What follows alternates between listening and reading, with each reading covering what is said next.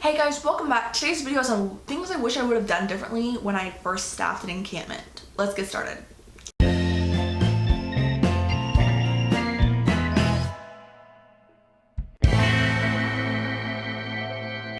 So when I first staffed, I was a Chief Master Sergeant about to become a Mitchell. I had never really been a flight sergeant. I was a flight sergeant, but then I went straight to first sergeant a few weeks later.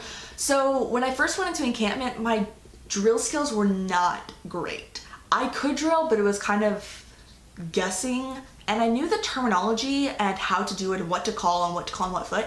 It's just, I wasn't very good at it. I had never really had a ton of practice, and I had a lot of practice with like PT, how to do that kind of stuff, because that's a lot more of what I did as a first sergeant. And I was great at the mentoring and like that type of thing, because once again, that's kind of what I did as a flight sergeant, as a first sergeant.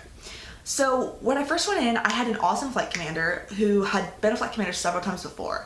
We had been texting back and forth, trying to figure out what to do, our mottos, chants, jodies, things like that. So those are some of the things you first prepare when you're a flight sergeant, especially in Texas Wing, which is where I was going to encampment. But I was really bad at that. So I highly suggest you start thinking about those, ask the people in your squadron, jodies, chants, ditties, that kind of things, because they're really a great tool in teaching and an encampment. But I think one of my main things was my mindset. I really went in and I was kind of hoping that I would come out a better cadet because I would have better drill skills, I would have had that experience under my belt, that I would just come back to my home squadron being better. And I was really looking for it to like kickstart my officership, and then I would leave encampment doing better and just smarter. Which I think that's a great thing to have in your mind. Like, I want to leave encampment as a better person. And I definitely did. But I don't think my mind was really, how can I impact these cadets? And recently in my cap career, impact has been a really big like term that I've used a lot, because I really think about what's impacted me in my life. And I look back on events and I go, my basic encampment impacted me. It really made me want to quit cap. But then it really made me want to stay. Like, it really dug deep and kind of gave me a connection. Going to things like our RCLS program, CTEP, that really didn't. So going back to staff, those programs really made me, I went with the mindset of I want to impact. I want to make a difference in these cadets. I want them to walk away thinking about things differently. So I don't think I really had that mindset when going into encampment, which is something that I think kind of hindered that.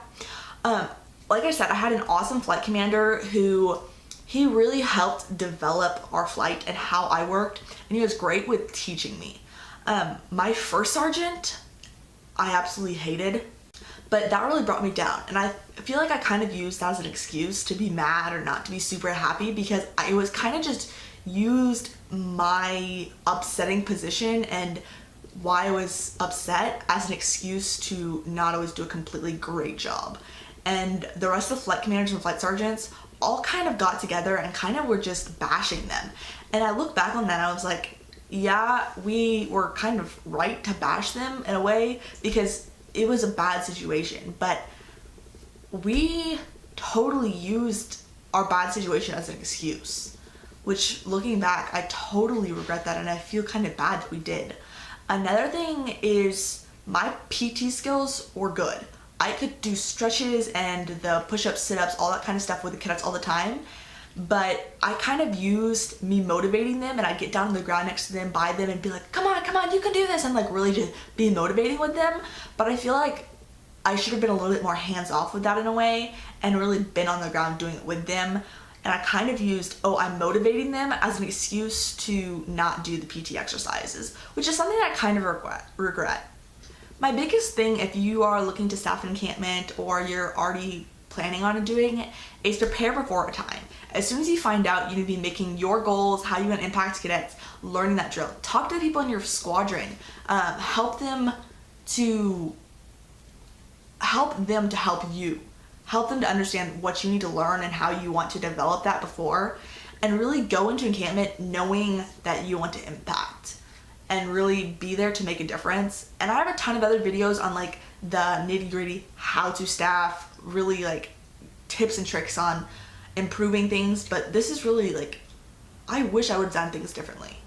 And that's prepare beforehand, talk to your flight commander, talk to your first sergeant, really understand what you're doing and go in with the right mindset. And I think you're going to be a great flight sergeant, flight commander, especially if you know, I want to make a difference. I want to be honor cadet, honor flight.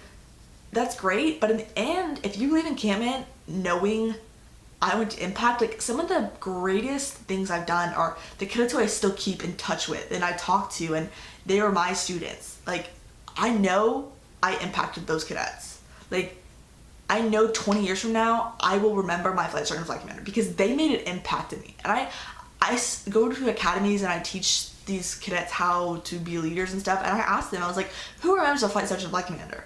And honestly, we only get about 70% of the cadets who know.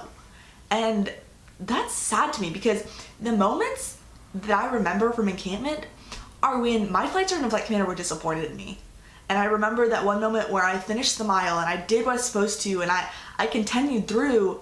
I was overjoyed. Like, those moments that I was so motivated and so just captivated to keep going, those are the moments I remember. And so keep in mind that these cadets, you're making or breaking their time in cap. So really make that time. And I'll make probably another video talking about a similar subject, because I know I'm going to continue to ramble if I let myself.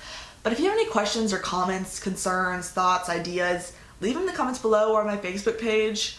I'd love to connect with you and hear what you think. And if you're planning on staffing encampment and you want some advice, some questions, check out my playlist of encampment. There's a bunch of packing, what to pack if you're staffing, tons of just videos on staffing, because I feel like you can prepare for that impact before encampment, so you're not scrambling at the last minute. So hopefully this video helped you, made you think a little bit. Maybe you'll talk to some people. I hope that you enjoyed this and you learned something. Until my next video, have a good life and learn something about CAP. Okay, bye. Now you have the ABUs, which currently are with the Sage boots, and that's what the Air Force wears. And the Sage is like a tannish, greenish kind of color. I'd like to apologize for the awkward lighting throughout this video. It's really awkward. Sorry.